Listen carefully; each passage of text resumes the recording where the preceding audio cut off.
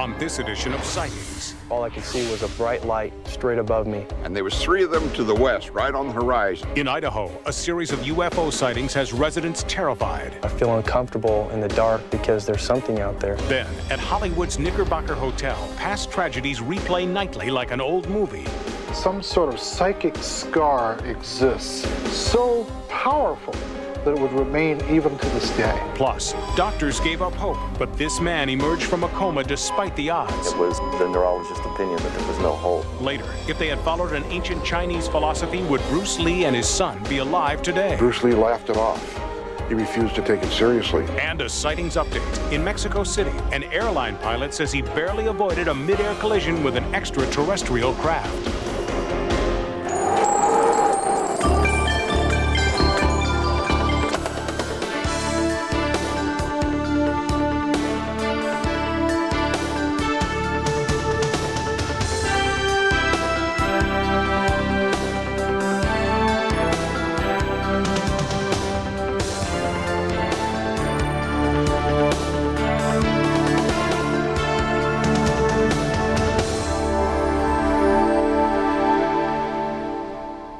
Welcome to Sightings. I'm Tim White.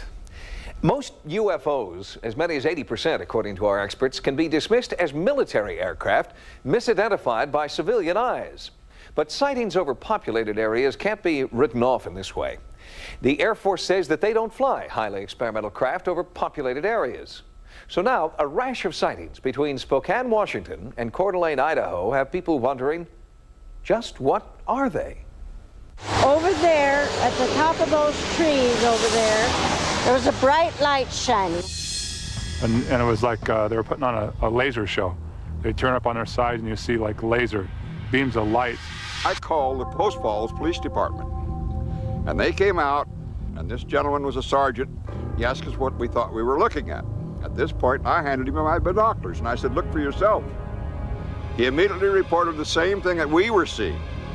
Beginning on March 2nd, 1994, people in the small town of Post Falls, Idaho started seeing UFOs. Post Falls Police. Emergency Communications Officer Chris Euler took the first UFO calls.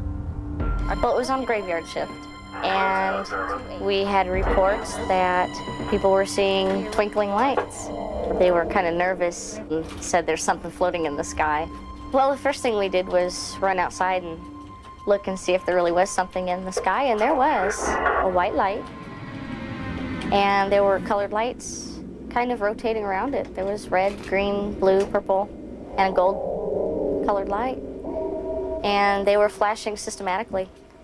That night, the police switchboard received several calls of concern. Post Falls wanted answers, but the authorities were stumped. They began referring many of the callers to Jerry Rowles. I'm a retired Lieutenant Colonel of the Air Force, and I am the Assistant State Director for Washington State of the Mutual UFO Network. We use scientific methodology in our field investigative procedures. We also interface with various other organizations to include astronomical societies, the Air Force, Sheriff's Department, United States Meteorological Offices, and the Federal Aviation Agency to try to rule out what the objects may not be. We've recently had an increased number of reports here in the area of Spokane, Coeur d'Alene, Post Falls area, and the people have been reporting a nebulous type of lights that are observed in the night sky. It was very shallow, like 2 shallow saucers placed together. The only lights on it were on the bottom. There was the big one that I keep mentioning. In the center was a recessed amber light. And there was 3 of them to the west, right on the horizon. And then we saw an aircraft coming in from the east. And at that point, we happened to glance back to the west, and these 3 just took off, went straight up, and the lights went out. The aircraft went on by, and we discussed this. We stood and watched it for a little while, and pretty soon the lights come back down. The 3 of them come right back down in the same position. This amateur videotape, exclusive to Sightings, is the only known visual record of one of the UFOs. The object's brilliance and unusual flight pattern does seem to rule out the possibility that it is a celestial body or a conventional aircraft. Sightings of bright UFOs continue to be reported in Post Falls and surrounding communities. In nearby Newman Lake, Washington, one man had a frightening encounter on a lonely stretch of road. 2 nights ago, I was driving down West Newman Lake Road a little before midnight. There's a field there. I usually stop and look at the deer. All of a sudden, a blinding white light came from directly above me. I slowed down, opened the door, looked up. All I could see was a bright, round, incredibly bright light straight above me. I looked at it for maybe 9 or 10 seconds, couldn't figure out what it was. Immediately became incredibly frightened, slammed my door, and I drove away as fast as I could. As soon as I went to leave, the light was gone, it vanished. As I was driving away, I was probably as scared as I've ever been in my life. I headed straight to a house not too far away, down the road, a friend's house. I could tell he was very serious because he was so scared. He was just, I've never seen him shake. He actually was just shaking. And very pale, no color to him. I was in the military and I've been on bases. This light was not something I've ever seen on any aircraft. It would have to be something incredibly large. I can't imagine. The light would have to be 50 yards across to do this. It was huge, huge. Later that night, local police put Dean in contact with Jerry Rowles. Rowles immediately called each of his considerable military and civilian contacts about the event. And I have pretty well ruled out any type of encounter with an aircraft. Based on the interface that I had with the Air Force, I can only say what the object was not. According to Rowles, it was not a commercial airliner or conventional military aircraft. But many residents in the area think they know what Dean encountered, the same type of UFO they themselves have witnessed. The same type of UFO captured on videotape just days before.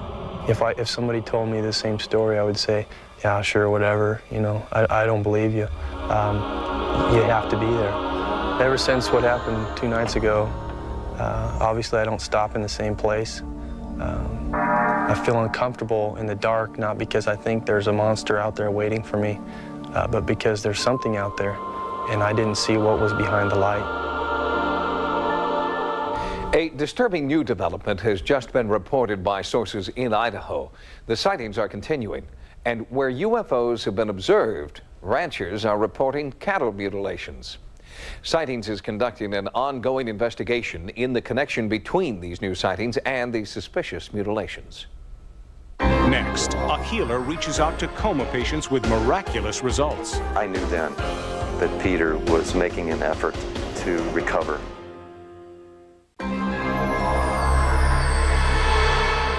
Deciding when to remove life support from a loved one is an agonizing decision for any family. Roger Laborde is a self-styled healer who claims he has the power to communicate with comatose patients and find out what they want. Airborne reporter and pilot Peter Peelgrain was Denver's eye in the sky. But on February 12, 1992, Peter's career came to a crashing halt. His engine failed, and he didn't have anywhere to go but the reservoir. So it took them 45 minutes to actually effect a rescue, which they finally did with a rescue boat. And Peter had lost consciousness and was floating on top of the water. They airlifted him to the hospital. He didn't have a heartbeat for the first 45 minutes. When he got to the hospital, he went into surgery, and the doctors came out and told me that he'd been clinically dead, and he made it through the surgery and was in a deep coma. Peter was a boisterous transplant from Australia, a family man, a fun-loving, joyous father of 5. It was hard to imagine that a man so full of life could now be on the brink of death, but he was. The doctors told me that with the results of the EEG that the prognosis was getting worse, and that I needed to start thinking about making a decision to either end his life or not. Her decision was to put her husband's life in the hands of a man she had never met, Roger Laborde. I can't explain to you just exactly what I do, because in the 4 separate cases that I've worked with, they've all been different. Roger Laborde claims that he has used a unique psychic gift to successfully communicate with 4 separate coma patients. All 4 instances, they were going to pull life support and let them die, and it was the neurologist's opinion that there was no hope. Roger arrived about 10:30, and I said, well, why don't you get some rest and we'll go over in a few hours and be with him. And he said, no, it's really better if I start now. And Roger put his hands on Peter and Peter's arm, and I laid my hand on his other arm. And all of a sudden I got this really strange sensation of sort of electricity in my stomach, and I just thought, I can't deal with this right now. I can't. And so I said, well, I'm going to leave you alone, and I'm going to go back and try and get some sleep. I sat in the room for 4 hours, doing my best to blank my mind. What came to me was to go over and to start talking to Peter about walking through a field of flowers. And I described to him what the flowers looked like, the smells. I described the surroundings, and then I said to him, I said, you know, Peter, when you're walking through a field of flowers, you have to move your feet. And that's when he began to move his feet under the sheet. I knew then that Peter was making an effort to recover and make contact. The doctor came in that night and asked me if I'd made a decision. And I said, well, Peter's made a decision, and I think he's coming back. For the next 4 weeks, Laborde continued to communicate with Peter through directed visualization. Peter seemed to be responding. When you have someone who is not able to move and someone who's not able to speak, and their focus of attention is elsewhere, to communicate with them, you have to be creative. You have to figure out some other way to communicate with them. My discovery was that there's a way of doing that energetically. What I was saying to him, which I did verbalize to him later, that I was there to help him to stay or go, but I needed to know what he was going to do. But the 4 successful cases Laborde has worked on do not convince the medical community that his technique works. If someone's deeply unresponsive by nature of the definition, they don't respond to my questioning, nor to the nurses, or other people. Dr. Philip Yarnell is one of Denver's leading neurologists. He believes that coma patients are neither physically nor mentally capable of responding to communication of any kind. We think that they have hearing, in that the transmission of sound from clicks in the ears to recordings on the brain are often intact. Now, whether they hear as we hear, so that we interpret sounds as voices or as the messages of loved ones, that we can't tell. But some recovered coma patients claim that their personal experience has been just the opposite. I had the experience that's classically described as the near-death experience, where you see the blinding white lights and feel the overwhelming sense of compassion and forgiveness and peacefulness. In 1991, Mary Kay Blakely fell into a diabetes-induced coma. For 9 days, she lay in a New York City hospital while friends and family kept a round-the-clock vigil. Unlike most coma patients, Mary Kay claims that she can recall the thoughts and feelings she experienced while she was comatose. She's chronicled her ordeal in this book, Wake Me When It's Over. I imagined that I was in a prison and I spent the whole 9 days trying to figure out what I had done to land there. You lose all measurements of time. There's no day, there's no night. I felt no pain, I felt no air, I felt no breath. I felt no heartbeat. It was very relaxing. You wanted to stay in that state forever. Mary Kay gives a lot of the credit for her recovery to her sister, who maintained a continuous one-way dialogue at Mary Kay's bedside. She thought it was her personal mission to give me some reason to come back. So maybe it made a difference. Dr. Arnold Mindell is a clinical psychologist who has spent 20 years studying the coma state. He challenges the mainstream belief that deep coma is synonymous with brain death. He believes it is simply an altered state of consciousness. Years from today, people are going to look back on this period of medicine and dealing with comatose states, and they are going to say, my God, wow, we were making decisions to pull the tubes on this character without asking her or him, or not even trying to communicate with them. The goal is not to get the person to awake, and the goal is not to get the person to die. The goal is to follow nature. I don't think that Roger is a prophet or a saint. I think that he has found a calm and a knowledge and a wisdom of the heart. He helped us. There's no question of that. Never give up. Only until the individual in the coma states that they want to go, then I would say be responsible and follow their wishes and pull life support. But don't give up hope. Every day he gets a little bit better, but the improvements are in millimeters. You know, they're not in feet or yards. They're tiny. And everyone is a hard-fought victory. And he amazes me how hard he works for things. But his sense of humor is intact. He still comes up with some great one-liners. And, you know, he's still here. And he's still part of us. And still here for us to love and to love us. Healers like Roger Laborde and Dr. Arnold Mendel want you to know that they do not consider themselves an alternative to licensed physicians. Credible healers work with medical doctors to provide additional support. No one should rely on psychic healing without consulting their family doctor first. Next, if an ancient Chinese tradition is not followed, believers say they could face disaster. Those who refuse to take it seriously do so at their own peril. Most people believe that good luck comes by chance. You either have it or you don't. There are, of course, all kinds of superstitious methods to improve good luck, like a pinch of salt over the left, not the right shoulder, for example. But the Chinese believe that there is a scientific system for improving good luck. It's called feng shui.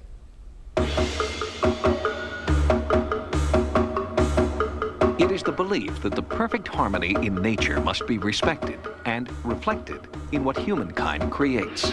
It's absolutely not something you can see. It absolutely has to do with the forces of yin and yang being male and female, or light and dark, or good or bad. And there's an intersection of these forces in any one location, according to the theory. And because of that, there are good locations and there are bad locations. Feng Shui teaches that a spiritual energy called qi flows freely in nature, but man-made structures like buildings or even tombstones can interrupt that vital flow and cause bad luck, disharmony, even death. Martial arts star Bruce Lee did not heed Feng Shui advisors when he built his Hong Kong estate and when he chose a burial site for his father. Both Bruce Lee and his son Brandon died tragically before their time.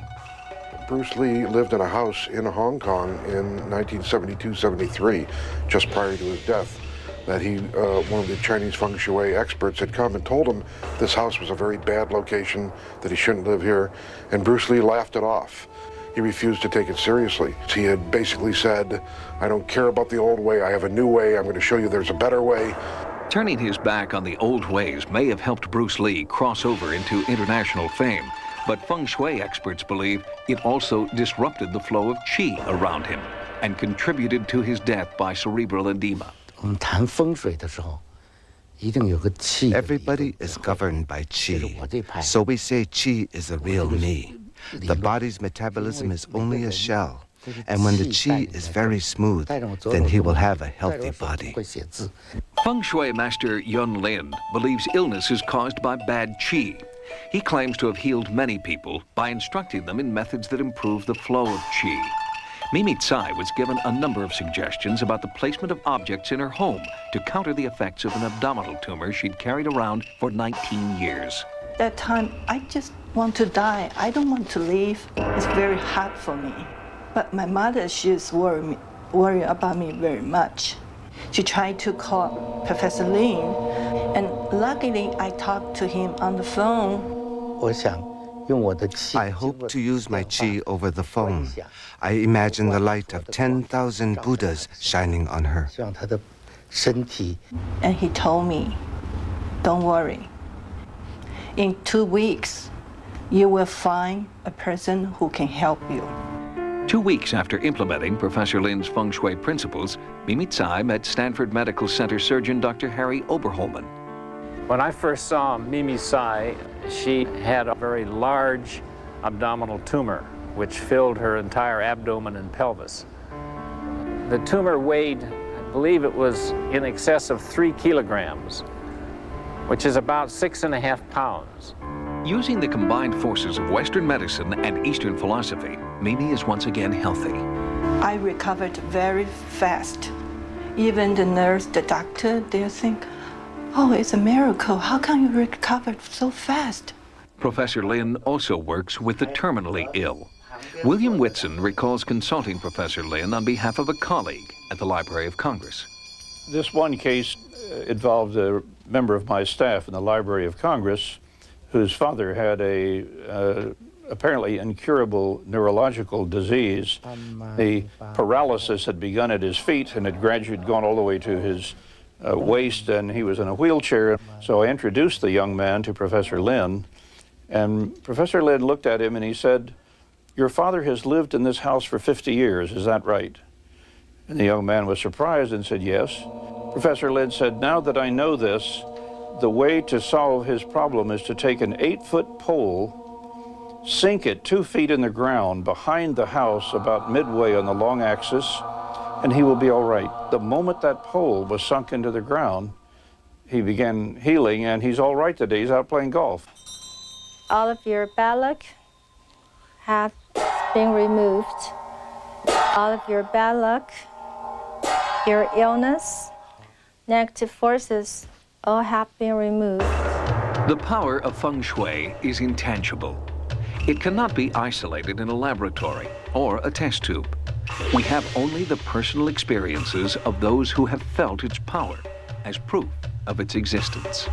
When Brandon Lee died, there was information that came out at the location of the grave of Bruce Lee's father, Brandon Lee's grandfather, was a very bad omen for the family. He's buried on a hillside in a cemetery above Hong Kong. That an expert in feng shui had come to them and said, "This is a very bad location, and it's going to cause your family great difficulty." But the Lee family did not heed the warning. The grave was never moved. Feng shui experts are convinced that ignoring their warning killed Bruce and Brandon Lee, and that heeding feng shui principles spared the life of Mimi Tsai. There's something there, and those who refuse to take it seriously do so at their own peril. If you'd like more prosperity, health, and good fortune, feng shui experts have this suggestion. Hang metal wind chimes just outside your front door. The chimes will help direct the flow of qi, or good energy, into your home every time the door is opened. Coming up, a psychic believes she knows what happened to a missing boy. He's been moved twice. Then, do Hollywood tragedies haunt this landmark? And later, a pilot in Mexico City barely avoids a collision with an extraterrestrial craft. Every year in this country, more than 1 million children disappear. Many run away. Some are taken by a non-custodial parent. And a few just seem to vanish without a trace. 8-year-old Danny Hohenstein vanished in 1992. His mother has never given up hope of finding him, and through her recent contact with psychic Greta Alexander, she has reason to believe that Danny is alive. Danny was a real happy boy. He was very friendly to people. He wasn't really scared, I don't think, around here. Danny Hohenstein's mother speaks about her only son in the past tense because she has not seen, heard, or touched him since 1992, when Danny vanished. I immediately ordered what we call an all-call, which sent out all our search and rescue available units to the area. The tiny town of Paradise in Butte County, California, had never had a missing child case like this one. Law enforcement officials and search and rescue personnel marshaled every resource they could to find Danny. We had search and rescue from as far as the Oregon border, Nevada, and down below the Bay Area, throughout California. National Guards assisted. We had dogs, we had Highway Patrol, FBI. Everybody assisted in this whole program. Investigator Vern Kelch headed up the search, concentrating his forces in the canyon bordering Danny's house. Most of us assumed that he was probably in the canyon, but we were still going to work it from both angles. But from the beginning, Jackie had a gut feeling that her son was not in that canyon. I thought he was kidnapped, that somebody come and picked him up off the road, because I never believed that he would go into the canyon. Every search you could possibly imagine, including floor units from which is a heat-seeking device, without any trace at all in the canyon. The first significant clue in the case didn't come until 3 days later. A neighbor's puppy was discovered near the canyon. The people in the neighborhood told me after Danny disappeared that they'd seen him with the dog earlier that day. The puppy was found, but Danny was not. To this day, no one knows whether Danny Hohenstein is alive or dead. Where's Danny is the bottom line. The search has been ongoing for over 2 years. Law enforcement agencies, search and rescue teams, family, friends, and compassionate strangers have all combed the area. But now the search turns in a new direction, to a farmhouse in Delavan, Illinois, and psychic Greta Alexander. I consider that the ability that had been laid in my heart is a gift and a talent, and it comes through me, not from me. Where detective work has so far failed, Greta believes her psychic ability will succeed. She concentrates on a palm print provided by Danny's mother. The hand is a servant of the brain, and when you look at the hands, you will find tiny little lines, and it's like a road map, and every line tells a story. It looks to me like that he is still alive, and it looks to me like that he's been moved twice, and that there's a third move coming up, and that move is what's going to be bringing them back together. After studying the print, Greta revealed startling facts about the case that only police and Jackie knew about. She was then allowed to touch a piece of Danny's clothing. I feel like I am Danny, and I feel like I was playing out. And the next thing I know, I hear the dog barking. And I feel like that there's a gentleman here, and he's got the dog, you know, and he's holding the dog, and he's telling Danny to come and help him.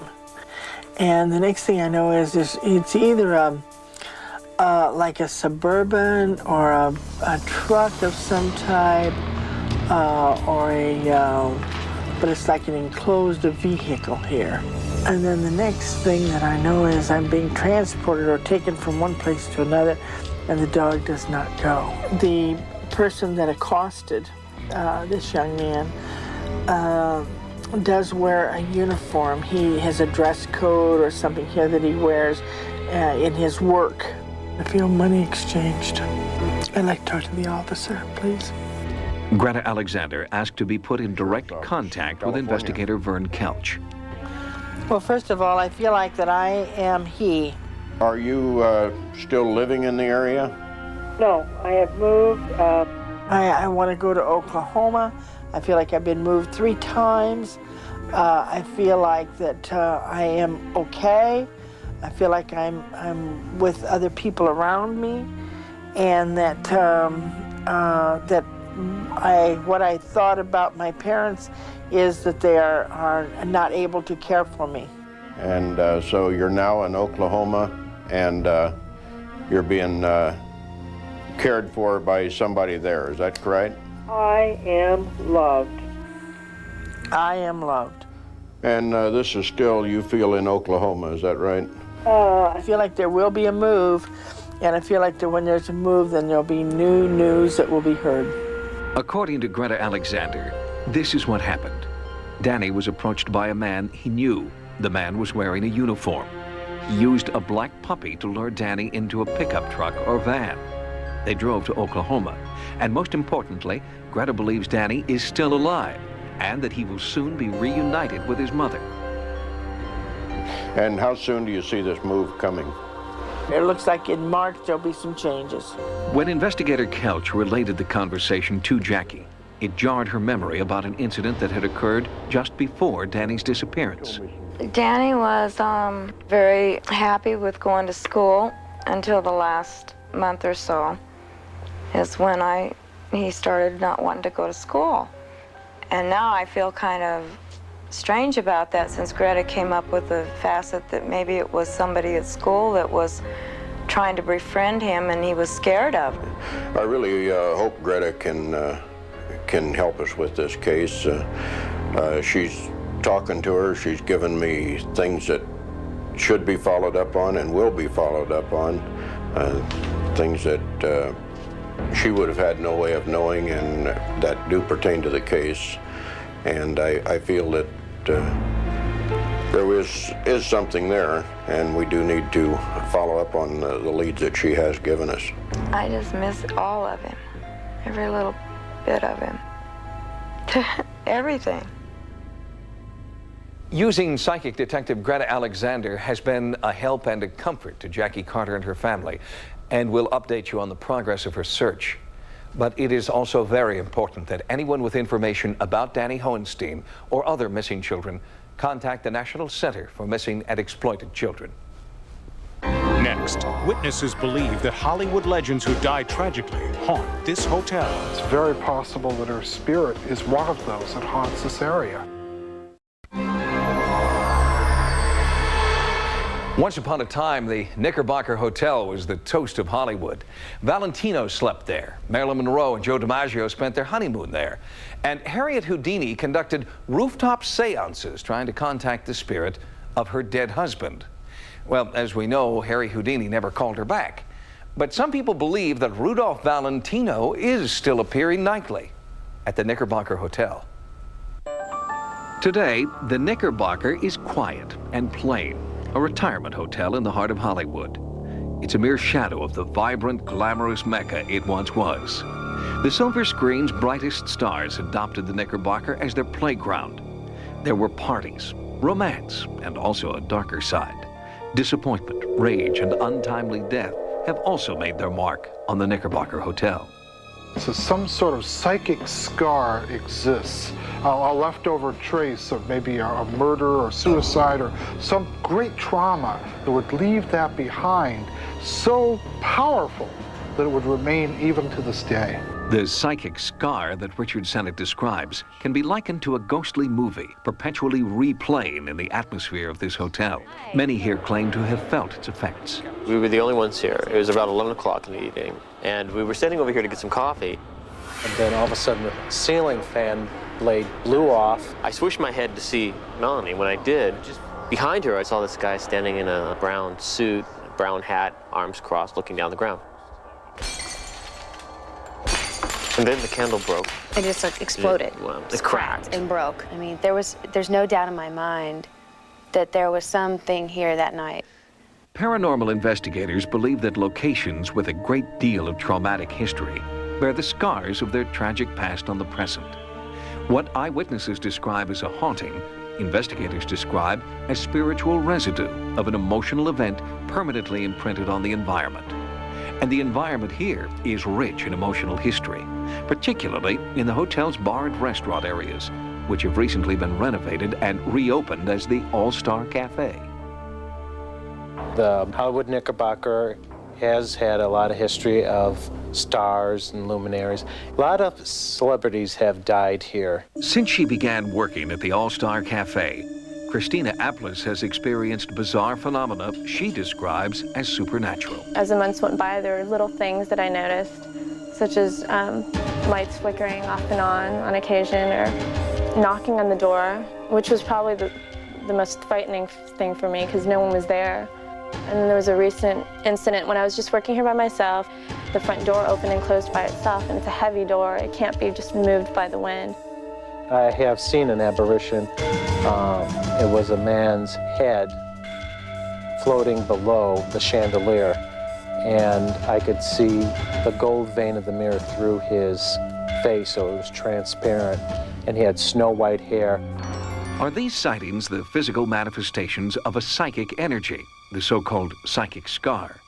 And if so, is there a way to make contact with this energy and summon it at will? There are several areas in this particular building that I think are definitely haunted. Psychic investigator Richard Sennett believes that dowsing rods will be effective in locating concentrations of energy within the hotel.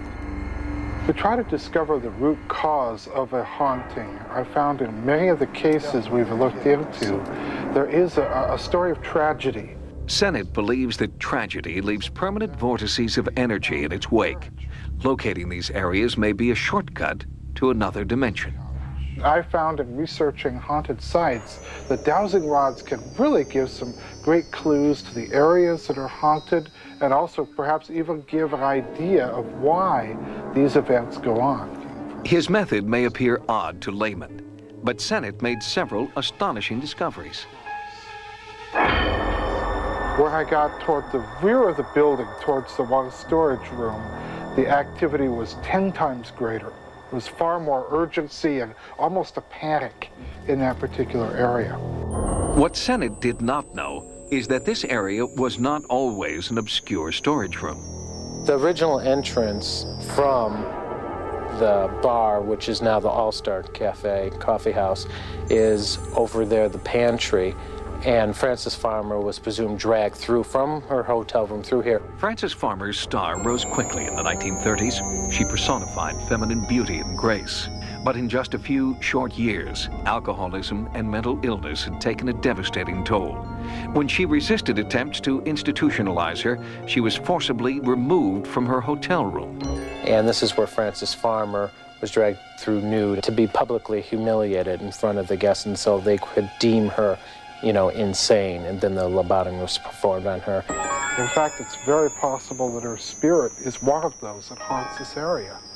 A site of such great humiliation could definitely have left behind some unfinished business. Further into the investigation, Sennett found another paranormal hotspot. As I was dousing the lobby with the beautiful chandelier, I noticed that directly under it, in the center of the lobby, there seemed to be a great deal of activity. I decided to try to ascertain its shape and size in an attempt to get some kind of an idea of what it might be, some clue. Each time the dowsing rods crossed, Sennett marked the spot on the lobby floor. Soon, a shape started to emerge. It seemed to make a large ovoid shape, and I distinctly got the impression of a body. I didn't see a face, but I saw like a person's head. The impression I got was of a man.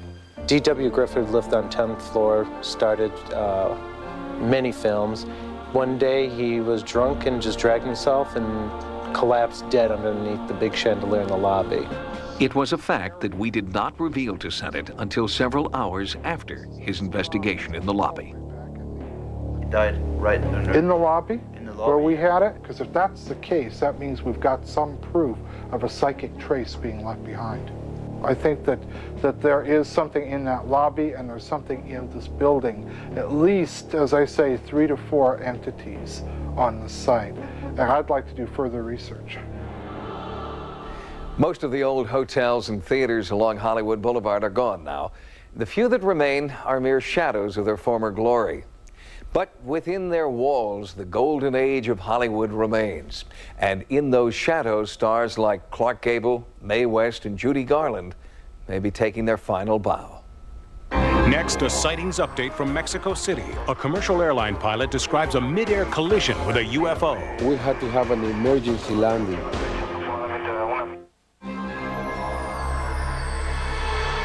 Mass sightings of UFOs over Mexico City are still increasing.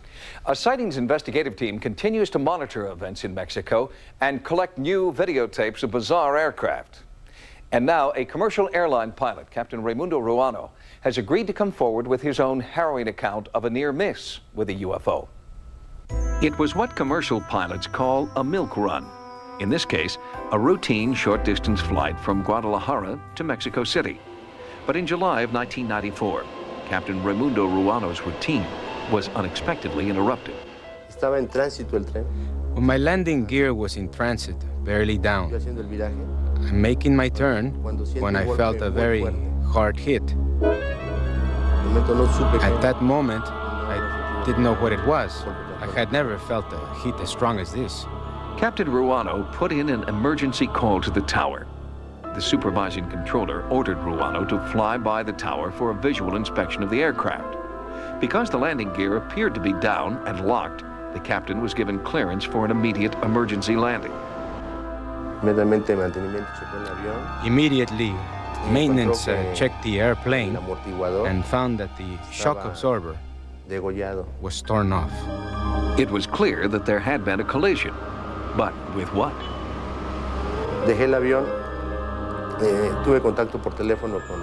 After I landed the airplane, I contacted radar control, and they told me that at the moment I was making my turn, there were 2 UFOs. I probably crossed my path with theirs, and that's when I declared myself in emergency. That day was July 28th. It was 9 o'clock when I received many calls. I then called the Tower of Control to tell them there is a big UFO in this area of the city. And they say, thank you very much, and that was it. An hour later, the people from the Tower of Control called us, excited. Where you said it was a UFO, we just have an accident of a DC-9, and we had to have an emergency landing. The pilot is coming, he wants to talk to you. Journalist Jaime Muson has heard many first-hand accounts from pilots who have had unexplained encounters with UFOs. But Captain Ruano is the first commercial pilot in Mexico willing to risk his professional reputation and publicly state what he experienced at the helm of a DC-9. In the next 10 days, we have 6 sightings of pilots going, almost landing in Mexico City. They had these sightings. Air traffic controllers have also made sightings, in the air and on radar. Sightings interviewed 2 controllers at Mexico City Airport. While they refused to speak on camera, they did supply us with this radio transmission between the Mexico City Tower and a commercial airliner. Radar del Consorcio 03, tuvimos un objeto no identificable bastante rápido aquí a la derecha, aproximadamente a 1 milla. Recibido, no se ve nada en la pantalla, gracias. ¿Podríamos descender? Estas 203 a 8800. 8800, 203. Correcto, mexicana 726, mantenga altitud. No identificable. Sightings has uncovered several instances where unidentified craft have posed a serious threat to inbound aircraft. Why is this threat being ignored by aviation officials? In many ways, they are connected to the FAA in the United States. And that's one reason they are worried, because in your country, this is a difficult matter. This is a very delicate matter. Well, if I were a pilot, I'm not sure I would want to complicate my life by making a report either. Aeronautic engineer Richard Haynes has been collecting first-hand accounts of pilot sightings for more than 20 years. I have commercial cases from almost every country of the world, by the way. Military sightings, test pilot sightings, like the X-15, for instance, and NASA kind of test aircraft, and also private pilots. Although the Mexican government is aware of the UFO flap active here, their action has been limited. What we are doing now, the pilots, is to be more attentive in coordination with radar control. Because government cooperation is lukewarm, tower controllers and the Mexican Association of Pilots are seeking their own safe solution. A mid-air collision between a commercial aircraft and a UFO is a real possibility they must avoid. Sightings will continue to update you on further developments in Mexico City. Sightings has expanded its America Online area. Keyword Sightings when you log on for access to sighting stories, images, and events. To subscribe to America Online, call 1-800-591-3344. And you can still reach Sightings 24 hours a day at 1-900-933-7444. Until next time, remember, no mystery is closed to an open mind. For Sightings, I'm Tim White.